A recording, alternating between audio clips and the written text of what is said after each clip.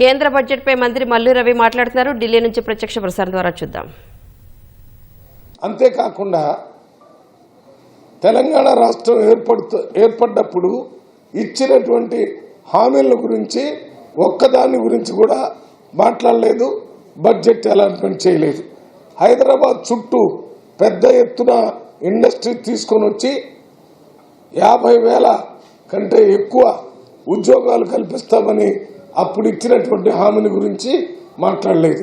Tribal యూనివర్సిటీకి budget allotment గురించి మాట్లాడలేదు. వారు ఎక్కువగా ఈ మొత్తం బడ్జెట్లో వ్యాపారస్తుల గురించి ట్రస్ట్ అండ్ దెన్ వెరిఫై అని చెప్పారు. ట్రస్ట్ అండ్ వెరిఫై అంటే ఇన్కమ్ ట్యాక్స్ సంబంధించిన వ్యాపారస్తులంతా, ఇండస్ట్రీస్ అంతా వారంతట వారే ప్రజెంట్ చేస్తారు. అది మీరు చూడండి, ఎక్కడైనా అవసరం అయితేనే చూడాలా అని చెప్పడం ద్వారా ఈ ప్రభుత్వం వ్యాపారస్తుల ప్రభుత్వం, కార్పొరేట్ సంస్థల ప్రభుత్వం అని చెప్పటం జరిగింది. ఇంకొకటి ఏం చేసింది, మన ఈజ్ ఆఫ్ బిజినెస్ అనేది ప్రతి ప్రాజెక్టుకి ఈజ్ ఆఫ్ బిజినెస్ అని చెప్పారు. ఆ డబ్బులు ఉన్న వాళ్ళ కోసమే ఈ బడ్జెట్ ఈ ప్రభుత్వం ఉన్నట్టుగా చేయటం జరిగింది.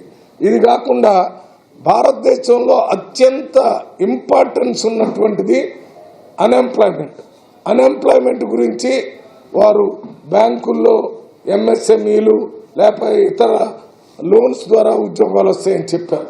దిశ కమిటీ ద్వారా మేము మీటింగ్లు పెట్టినప్పుడు కింద స్థాయిలో ఉన్న మరి బ్యాంకు బ్రాంచుల్లో ఎక్కడా వీరు చెప్పినట్టుగా లోన్స్ ఇవ్వటం లేదు, సెల్ఫ్ ఎంప్లాయ్మెంట్ జనరేట్ కావటం లేదు, ఎంప్లాయ్మెంట్ కూడా కావటం లేదు.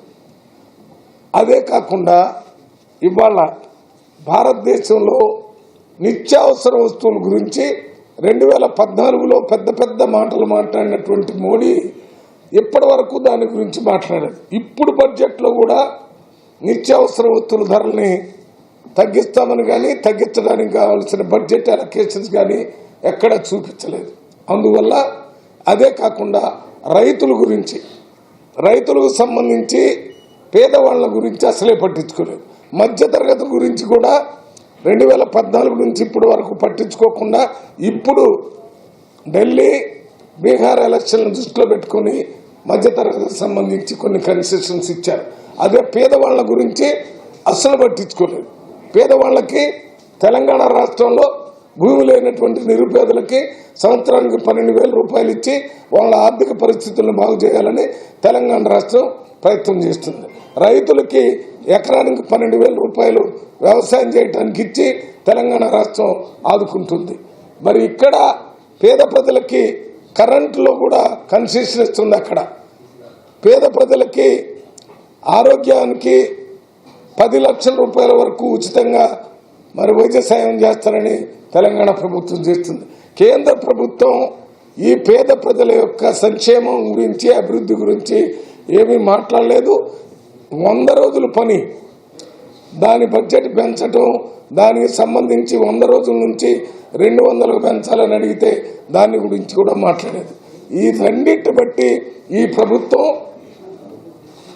ధనవంతుల ప్రభుత్వం, కార్పొరేట్ సంస్థల ప్రభుత్వం, పెద్ద వ్యాపారస్తుల ప్రభుత్వం అనేది మరొకసారి తెలియచేయటం జరిగింది. ఈ బడ్జెట్ వల్ల ప్రభుత్వంలో యథాతథ స్థితి కొనసాగటం మాత్రమే జరుగుతుందనేది మా అభిప్రాయం. ఇక్కడ